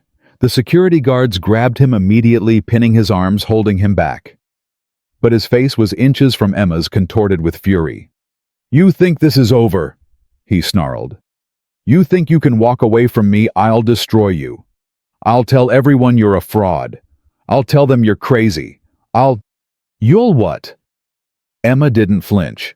Sue me. I have the best lawyers in the country. Smear my name. I have a Supreme Court justice vouching for me. Take my money. The prenup you didn't bother to read protects everything. She leaned closer, close enough to see the veins pulsing in his temples. You have nothing, Daniel. Nothing but your rage. And rage doesn't win cases. Evidence does. I'll find evidence. You'll find nothing, because I've done nothing wrong. I've just been surviving you. Emma stepped back. Goodbye, Daniel. I hope you get the help you need. She turned and walked away. Behind her, she heard Daniel screaming. She heard the guards restraining him, heard his threats echoing off the marble walls. But she didn't look back. She kept walking, one foot in front of the other, until she reached Justice Whitmore's side. Are you all right? The older woman asked. I will be. They walked out of the building together into the cold Boston night. A car was waiting, black and sleek, with a driver who opened the door without being asked. Where to, Justice Whitmore? The driver asked. Home, James, and take the long way. I think we both need some fresh air. The car pulled away from the curb. Through the tinted windows, Emma could see the Whitmore Foundation building shrinking in the distance. Somewhere inside, Daniel was still raging, still threatening, still believing he could claw his way back to power. But Emma was gone, and she was never going back. The car wound through the streets of Boston, past the old brownstones and the new glass towers, past the harbor where ships had once carried tea that revolutionaries would dump into the water. Emma watched the city slide by and felt something she hadn't felt in years. Peace. Not happiness. Not yet. But peace. The quiet calm of a storm that has finally passed. You were brave tonight, Justice Whitmore said softly. I was terrified. Bravery isn't the absence of fear. It's action in spite of fear. Justice Whitmore reached over and took Emma's hand. Your mother would have been proud. Emma's eyes burned. I miss her. I know. I miss her too. Tell me about her. About when you were friends. Justice Whitmore smiled, and for the first time she looked like something other than a powerful judge. She looked like a woman remembering a friend she had loved and lost. We met in law school, she began. She was brilliant. Absolutely brilliant. She used to study in the library until it closed, then study in the hallway until security kicked her out. I was intimidated by her at first. I thought she was too smart for me. My mom intimidated you. Oh yes, she had this way of cutting through nonsense, of seeing exactly what was wrong with an argument and destroying it in 3 sentences. The professors loved her. The other students were terrified of her. Emma laughed despite herself. That sounds like her. She was going to change the world, we all knew it. And then she met your father, and she got pregnant, and she decided that changing the world could wait, because raising you was more important. She never told me that. She wouldn't have. She never wanted you to feel like you held her back. But I knew. I watched her make that choice, and I watched her make peace with it. Justice Whitmore squeezed Emma's hand. She chose you, Emma. Every single day she chose you, and she would have chosen you 1,000 more times if she could. The tears came then hot and healing. Emma cried for her mother, for herself, for all the years she had spent believing she was worthless. She cried for the dreams she had buried, and the dreams she was beginning to unearth. Justice Whitmore held her hand and let her cry. Tomorrow, the older woman said when Emma's tears had slowed, we start building. Tonight you rest. You've earned it. The car pulled up to a grand house in Beacon Hill, old and stately, with lights glowing warmly in the windows. It looked like safety. It looked like home. Emma stepped out of the car and looked up at the stars. They were faint through the city lights, but they were there. Constant. Unchanging. Thank you, she said to Justice Whitmore. For everything. Thank me by becoming the woman your mother knew you could be. Emma nodded, and for the first time in 4 years, she believed it was possible. Inside the house, a fire was crackling. Tea was waiting, and somewhere in the city, Daniel Lawson was learning what it felt like to be powerless. But Emma didn't think about him. She thought about tomorrow, and for the first time in a very long time, tomorrow felt like something worth waiting for. The morning sun cut through the windows of Justice Whitmore's guest bedroom like a blade. Emma opened her eyes slowly, disoriented by the unfamiliar ceiling, the unfamiliar sheets, the unfamiliar silence.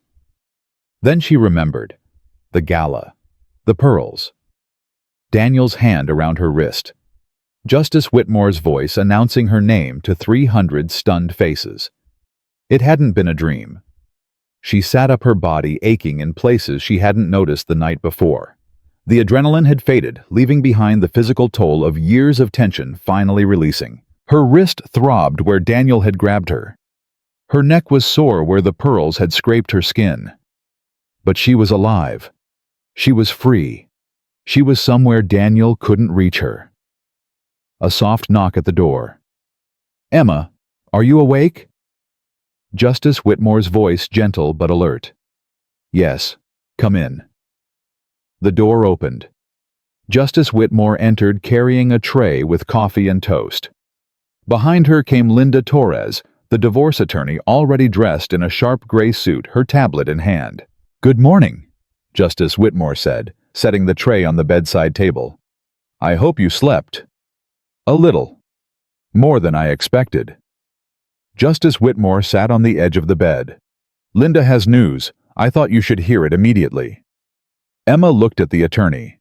Linda's face was unreadable, but there was something in her eyes that looked almost like satisfaction. What happened? Daniel was arrested last night, Linda said. About 3 hours after you left the gala. Emma's breath caught. Arrested for what? Assault. One of the security guards filed a complaint after Daniel punched him in the face while being escorted off the property. Linda scrolled through her tablet. There's video footage from the building's security cameras. It's very clear. Daniel is shown becoming increasingly agitated, threatening multiple staff members, and then physically attacking the guard when he tried to restrain him. Is the guard okay? Broken nose. He's pressing charges. Emma pressed her hand against her chest, trying to slow her racing heart. So Daniel is in jail. He was. He posted bail at 6 this morning. $50,000. His parents paid it. His parents? They live in Florida. They haven't spoken to Daniel in years. Apparently, they've reconciled over the shared goal of protecting their son from the consequences of his actions. Linda's voice was dry. However, bail comes with conditions. He's not allowed to contact you. Not by phone, not by email, not through third parties. He's not allowed within 500 feet of you, your workplace, or any property associated with the Whitmore Foundation. A restraining order. Temporary. We'll make it permanent next week. Linda sat down in a chair near the window. But that's not the most interesting development. Would you like to know what happened at Sterling & Associates this morning? Emma nodded, not trusting her voice. Harold Jensen called an emergency meeting of the executive committee at 7 a.m. By 8:30, they had voted unanimously to terminate Daniel's employment. Effective immediately. No severance. No reference letter. Just a security guard escorting him out of the building with a box of his personal effects. They fired him. They didn't have a choice. The foundation grant that funds their legal aid clinic is up for renewal next month. Justice Whitmore made it very clear that the foundation would be reviewing all of its partnerships in light of recent events. Linda allowed herself a small smile. Funny how quickly corporate loyalty evaporates when money is on the line. Emma looked at Justice Whitmore. You did that. You threatened their funding. I didn't threaten anything. I simply reminded them that the foundation has standards. Standards that include not supporting organizations that employ abusers. Justice Whitmore's voice was calm, but there was steel underneath. They made their own decision. But Daniel's whole career? Daniel's career was built on a foundation of arrogance and cruelty. It was only a matter of time before it collapsed. Justice Whitmore reached out and took Emma's hand. Don't waste your sympathy on him. He wouldn't have wasted any on you. Emma knew she was right. But there was still a part of her, the part that had loved Daniel once, that felt the weight of what was happening. A man's life was being dismantled. His reputation, his income, his future. All of it crumbling like a sandcastle at high tide. What happens now? Emma asked. Now we build your case, Linda said. I have investigators pulling Daniel's financial records. I have Jessica Morgan scheduled for a deposition tomorrow morning. And I have a forensic accountant analyzing your joint assets. How long will the divorce take? With Daniel's current legal troubles, faster than you might think. He's going to be so busy defending himself against criminal charges that he won't have time or money to fight the divorce.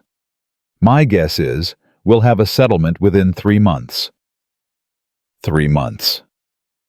Emma repeated the words, trying to make them feel real. 3 months until she was legally free. 3 months until the name Lawson was no longer attached to hers. In the meantime, Justice Whitmore said, We have work to do. The Foundation's board meeting is next week. I want to introduce you formally as my co-director. There are programs to review, grants to approve, partnerships to evaluate. She paused. And there's one more thing. What? Harvard Law. I spoke with the dean this morning. They're willing to reinstate you for the fall semester, full scholarship. All your previous credits will transfer. You could graduate in 2 years. Emma's eyes filled with tears.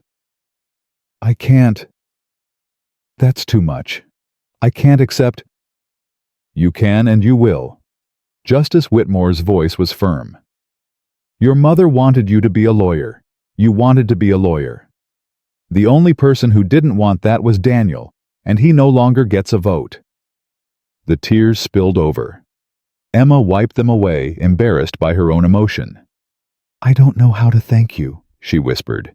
Thank me by succeeding. Thank me by becoming the woman you were always meant to be. Justice Whitmore stood up. Now, drink your coffee. Linda has more paperwork for you to review. And I believe you have a phone call to make. A phone call?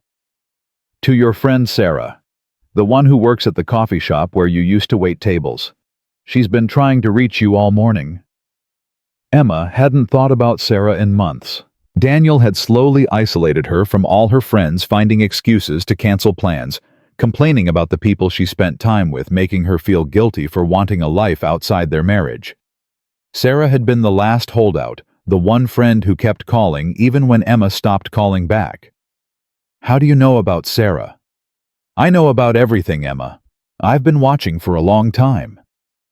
Justice Whitmore smiled softly. Call her. She deserves to know you're okay. Justice Whitmore left. Linda stayed spreading documents across the bed, explaining what each one meant, what Emma needed to sign, what would happen next. The legal machinery was grinding into motion, inexorable and unstoppable. But Emma's mind kept drifting to Sarah. To the coffee shop where they had worked together, laughing through double shifts, dreaming about the futures they would build. Sarah had wanted to be a teacher. Emma had wanted to be a lawyer. They had been so certain that everything would work out. Emma? Linda's voice cut through her thoughts. Did you hear what I said? I'm sorry. What? I said that Daniel's attorney has requested a meeting. He wants to discuss a settlement before the case goes to court. Daniel has an attorney already. A friend from law school, Marcus Webb. Emma's stomach dropped. Marcus was at the gala. He was at our table. I know. He's claiming that he had no knowledge of Daniel's behavior and that his representation is purely professional. Linda's voice dripped with skepticism. Regardless, he wants to meet tomorrow afternoon. I recommend we decline. Let Daniel sweat for a few more days. No. Linda raised an eyebrow. No. I want to meet. I want to see Daniel's face when he realizes he can't talk his way out of this. Emma, I don't think that's wise. I've spent 4 years being wise, being careful, being quiet. Emma's voice hardened. I want him to look me in the eye and hear me say no. I want him to understand that I'm not afraid of him anymore. Linda studied her for a long moment. Whatever she saw in Emma's face made her nod. All right, tomorrow afternoon. 3 o'clock. I'll arrange for the meeting to take place in a neutral location with security present. She gathered her papers. But Emma, I need you to understand something. Daniel is desperate. Desperate men do desperate things. Whatever he says tomorrow, whatever he offers, don't let him manipulate you. That's what he does. That's all he knows how to do. I know. Do you really? Linda leaned forward. You spent 4 years married to this man. 4 years learning to read his moods, anticipate his needs, make yourself small so he could feel big. Those patterns don't disappear overnight. He's going to try to use them against you. I won't let him. Good. Linda stood up. I'll see you tomorrow. Get some rest. And call your friend. She left. Emma sat alone in the beautiful guest room of Justice Whitmore's beautiful house, holding her phone, staring at Sarah's contact information. Her thumb hovered over the call button. 4 years. 4 years of silence. 4 years of letting Daniel convince her that her old friends were beneath her, that her old life was something to be ashamed of, that the only person who mattered was him. She pressed the button. The phone rang twice. Emma! Sarah's voice was breathless, surprised, hopeful. Oh my God, Emma, is it really you? Emma's tears started again. It's me. I've been calling all morning. I saw the news. I saw what happened at the gala. Are you okay? Where are you? Do you need me to come get you? I'm okay. I'm safe. I'm staying with a friend. A friend? What friend? Emma, talk to me. What the hell happened last night? Emma laughed through her tears. I don't even know where to start. Start at the beginning. I've got all day. I called in sick the moment I saw the news. So Emma started. She told Sarah everything. About Daniel's cruelty escalating slowly over 4 years. About the bruises she had hidden. about the isolation she had accepted, about Justice Whitmore and the foundation and the prenup and the divorce. Sarah listened without interrupting. When Emma finally ran out of words, there was silence on the line. "I'm going to kill him," Sarah said quietly. "Sarah, I mean it. I'm going to find him and I'm going to kill him with my bare hands. He's already destroyed. His job is gone. His reputation is ruined. He's facing criminal charges." "Good. I hope he rots." Sarah's voice cracked. "Emma, I'm so sorry. I knew something was wrong. I knew you weren't yourself. I should have pushed harder. I should have. You couldn't have known. I didn't let anyone know. But I should have seen. You were my best friend. I should have." "Sarah," Emma's voice was firm. "Stop. This wasn't your fault. It wasn't anyone's fault except Daniel's. You were there when I needed you. You kept calling even when I didn't call back. That matters." Sarah was crying now too. "I missed you so much. I missed you too, every day. Can I see you? Please, I need to see that you're okay." "Yes. Come to Justice Whitmore's house. I'll send you the address." "Justice Whitmore, a Supreme Court justice. My best friend is living with a Supreme Court justice." Sarah laughed wetly. "When you reinvent yourself, you don't mess around." "I'm not reinventing myself. I'm remembering who I was." "Good, because that person was pretty amazing." Sarah paused. "I'll be there in an hour. And I'm bringing coffee, real coffee, not that fancy stuff rich people drink." "I'll be waiting." Emma hung up. She looked at the phone in her hand, at the picture of Sarah on the contact screen, at this small piece of her old life reaching through the years to pull her back. She wasn't alone. She had never been alone.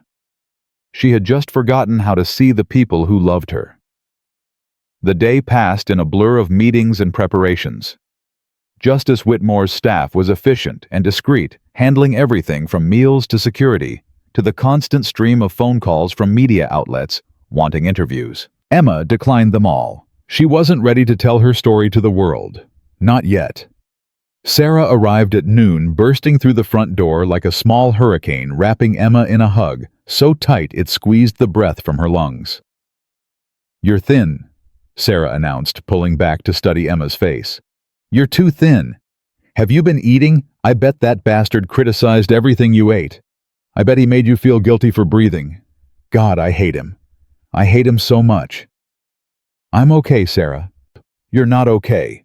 You've been living in a nightmare for 4 years. But you're going to be okay. I'm going to make sure of it." Sarah pulled a crumpled paper bag from her purse. "Coffee. 2 sugars, extra cream, exactly the way you used to drink it before you married that psychopath." Emma took the cup. The familiar smell hit her like a wave, transporting her back to the coffee shop, to the life she had lived before Daniel, to the person she had been. "Thank you," she whispered. "Don't thank me, just drink."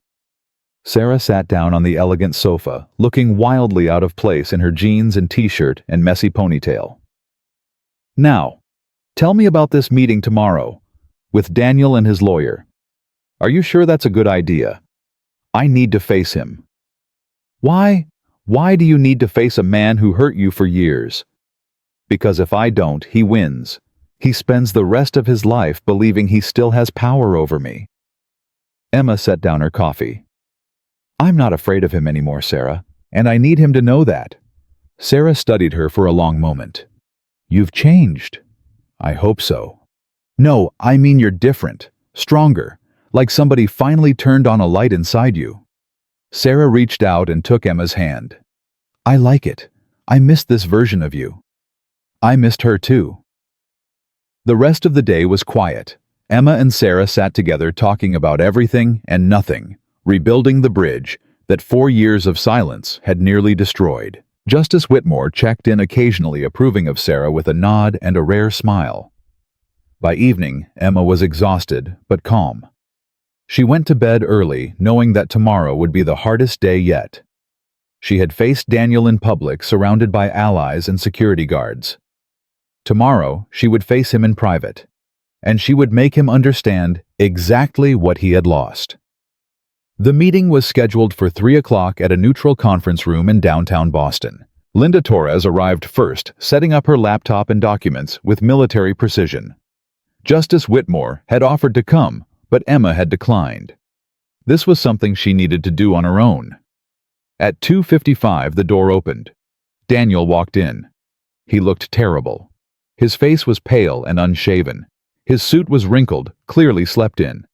His eyes were bloodshot, darting around the room like a cornered animal looking for escape. Behind him came Marcus Webb, the young associate who had praised Daniel so enthusiastically at the gala. Marcus looked uncomfortable, aware that he was on the wrong side of history. "Mrs. Lawson," Marcus said stiffly. "Thank you for agreeing to meet." "It's Ms. Callahan now," Emma said. "I'm taking back my name." Daniel flinched. His eyes found Emma's face, and for a moment the mask slipped. She saw desperation there, fear, and underneath it, the simmering rage that had terrified her for 4 years. "Emma," Daniel said softly. "Please, can we talk, just the two of us?" "No." "I need to explain." "There's nothing to explain. I was there. I know what happened." "You don't understand. The pressure I was under, the expectations. I wasn't myself that night." "That's the first true thing you've said." Emma's voice was steady. "You weren't yourself. You were finally showing who you really are." Daniel's face contorted. "That's not fair. I've given you everything.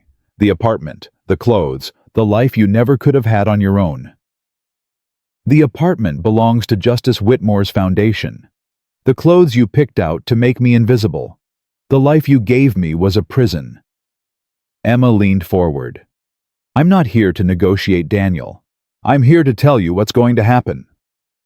"Emma, you're going to accept the divorce terms my attorney has prepared. You're going to relinquish all claim to the marital assets in accordance with the prenup you didn't bother to read. And you're going to stay away from me for the rest of your life." "Or what?" "Or I testify at your criminal trial. Every bruise, every cruel word, every night I spent wondering if you would finally go too far." Emma held his gaze. "I've kept records, Daniel. Photos, journals, witnesses. If you fight me on this, I will destroy what's left of your reputation." Daniel's face went white. "You wouldn't. Try me." The room was silent. Marcus Webb was staring at his notepad, clearly wishing he were anywhere else. Linda Torres was watching the exchange with the satisfied expression of a predator watching its prey realize it was trapped. "I need time," Daniel said finally, "to consider, to consult with—" "You have 24 hours. Emma stood up. "After that, I go public with everything. Every newspaper, every news station, every social media platform. The world will know exactly what kind of man you are." "Emma, please." "My name is Emma Callahan, and I'm done being afraid of you." She walked out of the conference room without looking back. In the hallway, her legs began to shake. The adrenaline that had carried her through the confrontation was fading, leaving behind the trembling aftermath of standing up to the man who had terrorized her for years. Linda Torres caught up with her, a rare smile on her face. "That was magnificent," Linda said. "I don't feel magnificent. I feel like I'm going to throw up." "That's normal. You just did one of the hardest things a person can do. You faced your abuser and told him no." Linda put a hand on Emma's shoulder. "He'll sign. I could see it in his eyes. He knows he's beaten." "What if he doesn't?" "Then we bury him. Legally, publicly, completely." Linda's smile widened. "But he will. Men like Daniel are cowards at heart. They only attack when they think they'll win. The moment they realize they're outmatched, they fold." Emma leaned against the wall, closing her eyes. "Is it over?" "Almost. A few more days of paperwork, a few more signatures, and you'll be free." Linda paused. "What are you going to do with your freedom?" Emma thought about the question. About Harvard Law waiting for her. About the foundation with its $200 million and its mission to help people like her. About Sarah and Justice Whitmore, and all the people who had appeared in her life at exactly the moment she needed them. "I'm going to become who I was supposed to be," Emma said. "Good answer." They walked out of the building together into the cold Boston afternoon. Emma's phone buzzed. A text from Justice Whitmore. "How did it go?" Emma smiled and typed her response. "He's going to sign. It's almost over." The response came immediately. "No, dear, it's almost beginning." Emma looked up at the sky at the clouds parting to reveal a sliver of blue. Justice Whitmore was right.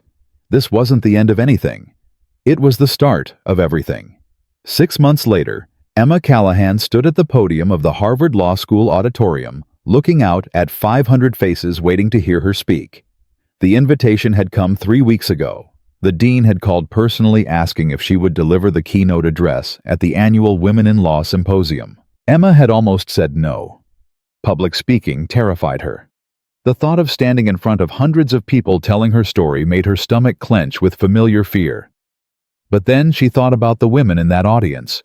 The ones who were struggling, the ones who were trapped, the ones who believed as she had believed that they were alone. She said yes. Now standing under the bright lights with her heart pounding, she understood why. 6 months ago. Emma began, her voice steady. "I was invisible. I was a woman who had forgotten her own name. I had given it away, piece by piece, to a man who convinced me that I was nothing without him." The auditorium was silent. 500 people leaning forward, listening. "I stood in this building 26 years ago, a first-year law student with more dreams than sense. I was going to change the world. I was going to fight for the voiceless. I was going to matter." Emma paused. "And then life happened. My mother got sick. I fell in love with the wrong person. I made choices that seemed right at the time but led me further and further from who I was meant to be." She looked down at her notes. She didn't need them. Every word was seared into her memory. "For 4 years I lived in a beautiful prison. I had a penthouse apartment, designer clothes, a husband who looked perfect on paper. From the outside, my life was enviable. From the inside, it was a nightmare." A murmur rippled through the crowd. Emma saw women nodding, recognizing themselves in her words. "I'm not here to tell you a story about a bad man. Bad men are everywhere. I'm here to tell you a story about a woman who forgot she had the right to exist, who believed the lies she was told until they became the only truth she knew, who spent 4 years kneeling on marble floors picking up the pieces of her own shattered dignity." Emma's voice cracked. She let it crack. She let the audience see her vulnerability, her pain, her humanity. "I'm also here to tell you that it's never too late. It's never too late to remember who you are. It's never too late to stand up. It's never too late to say no."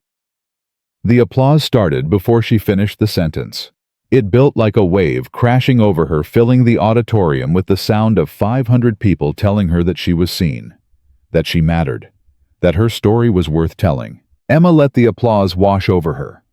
She thought about the journey that had brought her here, the gala where everything had changed, the divorce papers Daniel had signed with trembling hands, the first day back at Harvard, walking through the same halls she had walked as a 22-year-old, feeling like a ghost returning to the land of the living.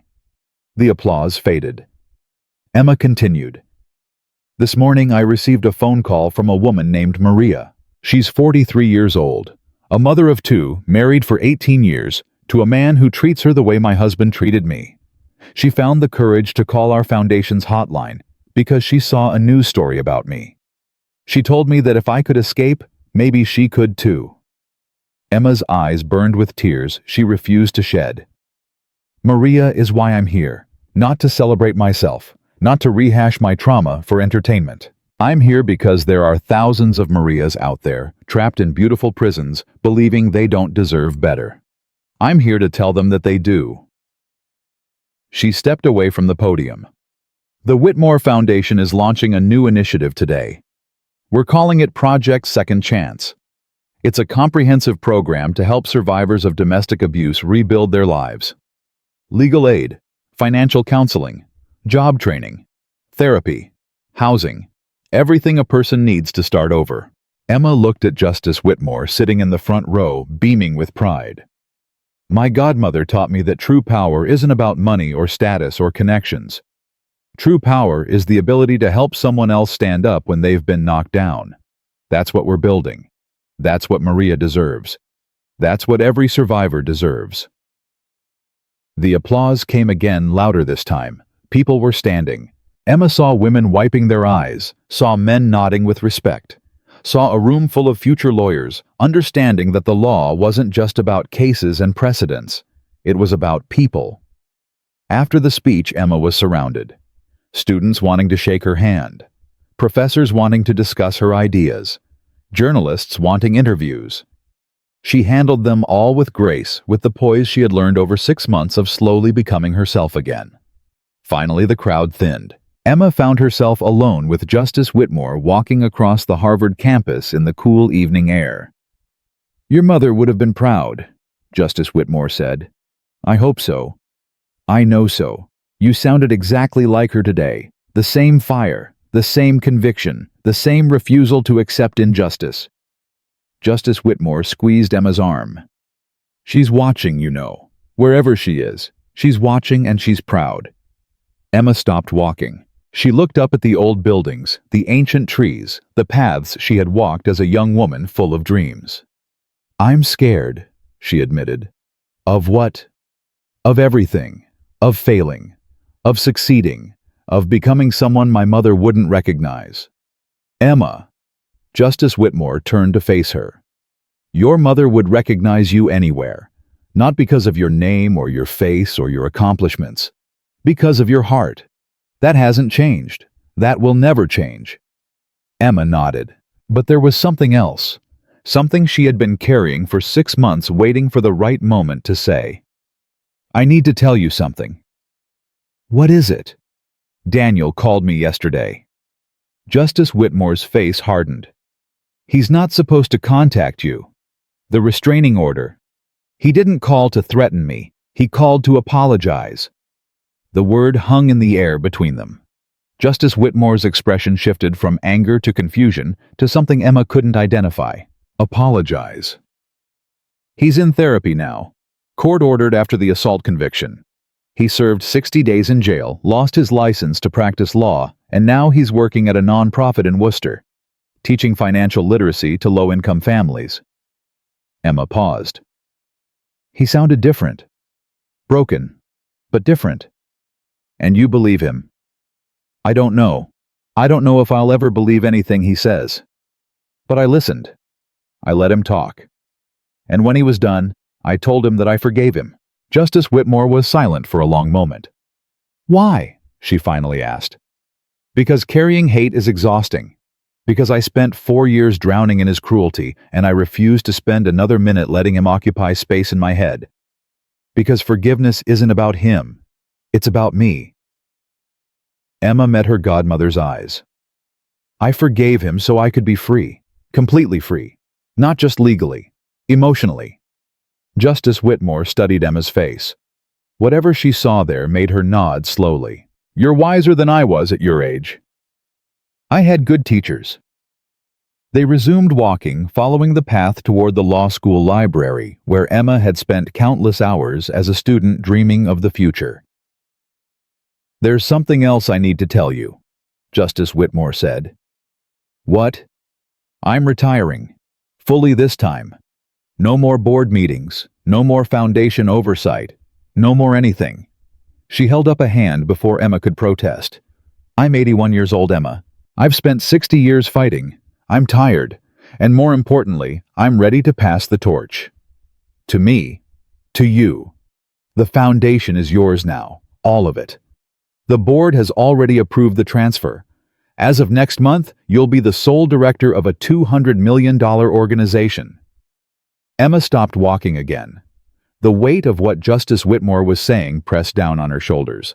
"I'm not ready." "You've been ready since you were 22 years old. You just needed to remember." Justice Whitmore smiled, and for the first time, she looked old, tired, human.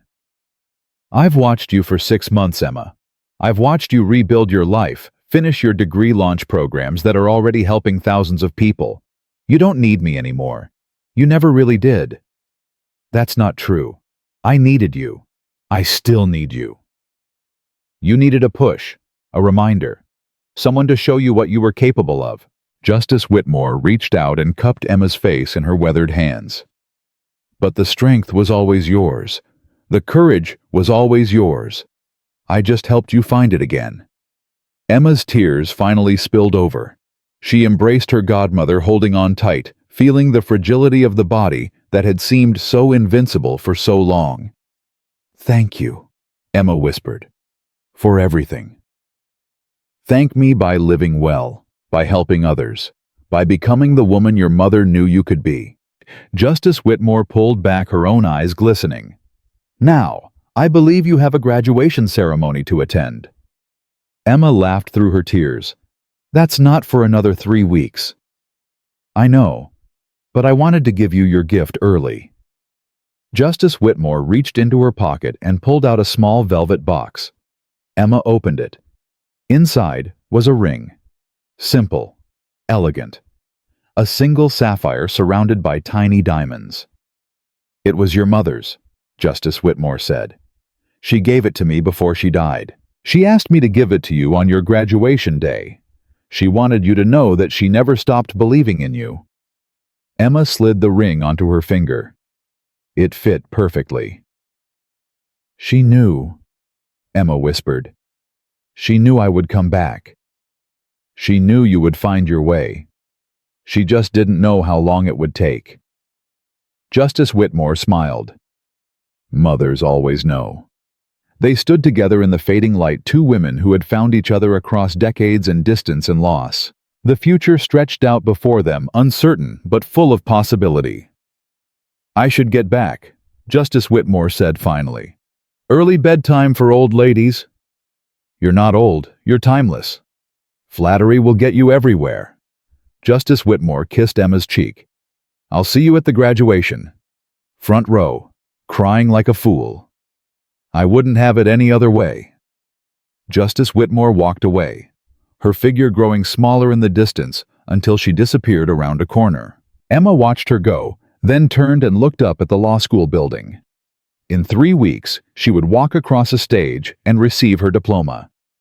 She would become what she was always meant to be. Not because of Daniel, not despite Daniel, but because she had finally learned that her worth had never depended on anyone but herself. Her phone buzzed. A text from Sarah. "How did the speech go?" Emma smiled and typed her response. "Better than I expected. Dinner tonight. Already ordered pizza. Get home before it gets cold." Home. Emma thought about that word. For 4 years, home had meant a cold penthouse and a colder marriage. Now it meant a small apartment in Cambridge cluttered with law books and half-finished coffee cups shared with a best friend who never stopped believing in her. She started walking toward the tea station, her mother's ring catching the last light of the setting sun. 3 weeks later, Emma walked across the stage at Harvard Law School's graduation ceremony. She was 32 years old. She was the director of a $200 million foundation. She was a survivor. She was a fighter. She was finally, irrevocably, herself. Justice Whitmore sat in the front row, crying like she had promised. Sarah sat beside her, cheering so loudly that the dean had to ask her to quiet down. Linda Torres was there, and Dr. Kessler and Harold Jensen, who had become an unexpected ally in the months since the gala. As Emma accepted her diploma, she thought about the journey that had brought her here. The coffee shop where she had met Daniel. The wedding where she had promised to love him forever. The 4 years of silence and submission and slowly disappearing. The gala where everything had changed. She thought about her mother watching from somewhere beyond the veil, finally seeing her daughter become who she was meant to be. She thought about the future, the cases she would fight, the people she would help, the foundation she would build into something even greater than it already was. The dean shook her hand. The audience applauded. Emma looked out at the sea of faces and felt something she hadn't felt in years. Whole. Not fixed, not healed, not complete. Wholeness wasn't about perfection. It was about accepting all the broken pieces and building something new from the wreckage. After the ceremony, Emma stood in the courtyard surrounded by people who loved her. Sarah was taking photographs. Justice Whitmore was accepting congratulations as if she were the one graduating. Linda was discussing Emma's first case as a licensed attorney, a pro bono matter involving a woman trying to escape an abusive marriage.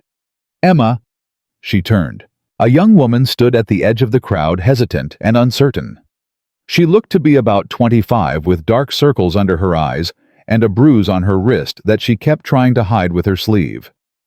"I'm sorry to interrupt," the woman said. "I saw your speech at the symposium, the video, online. I watched it maybe 100 times. What's your name?"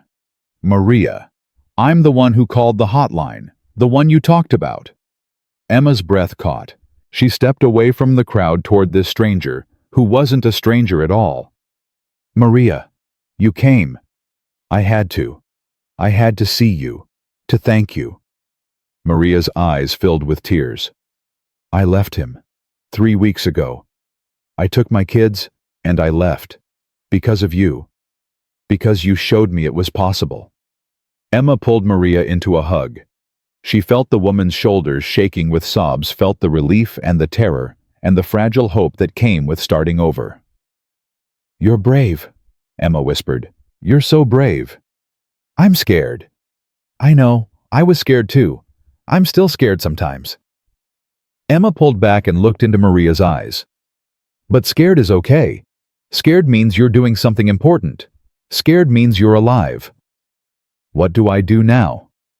"Now you let us help you. The foundation has resources. Housing, legal aid, counseling, everything you need. You're not alone anymore, Maria. You'll never be alone again." Maria nodded, tears streaming down her face. Emma took her hand and led her toward Justice Whitmore, toward the network of support that had saved Emma's life and would now save Maria's. As she walked, Emma thought about the woman she had been 6 months ago. The invisible wife, the forgotten daughter, the abandoned dream. That woman was gone. In her place stood someone new. Someone forged in fire and refined by pain. Someone who had learned that the darkest nights eventually give way to dawn. Emma looked at Justice Whitmore, surrounded by friends and colleagues, finally allowing herself to be old, to be tired, to be proud. She looked at Sarah, still taking photographs, still loyal after all these years. Still the truest friend Emma had ever known. She looked at Maria, trembling, but standing terrified, but fighting broken, but beginning to heal. And she understood. This was what her mother had wanted for her. Not the diploma, not the foundation, not the money or the power or the prestige. Her mother had wanted her to matter, to help, to stand up for the people who couldn't stand up for themselves. Emma Callahan had spent 4 years disappearing. Now she was visible. Now she was seen.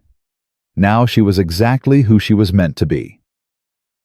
The sun was setting over Harvard Yard, painting the old buildings gold and amber. Emma stood in the middle of the courtyard, surrounded by everyone who had helped her survive, holding her diploma in one hand and Maria's trembling fingers in the other.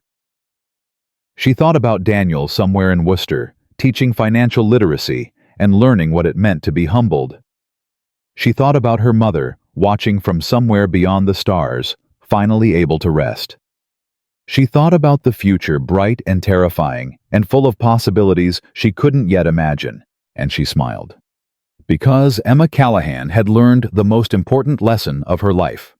She had learned that true power wasn't about what you had, or who you knew, or how high you climbed. True power was about what you survived, what you overcame, what you built from the ashes of your own destruction. Daniel Lawson had tried to make her small. Instead, he had made her unstoppable, and that was the best revenge of all. Not destruction, not humiliation, not cruelty repaid with cruelty. Just living, just thriving, just becoming the woman she was always meant to be. Emma Callahan had been invisible for 4 years. Now standing in the golden light, with her diploma in her hand and her future stretching out before her, she was finally, brilliantly, unmistakably seen. And she would never be invisible again.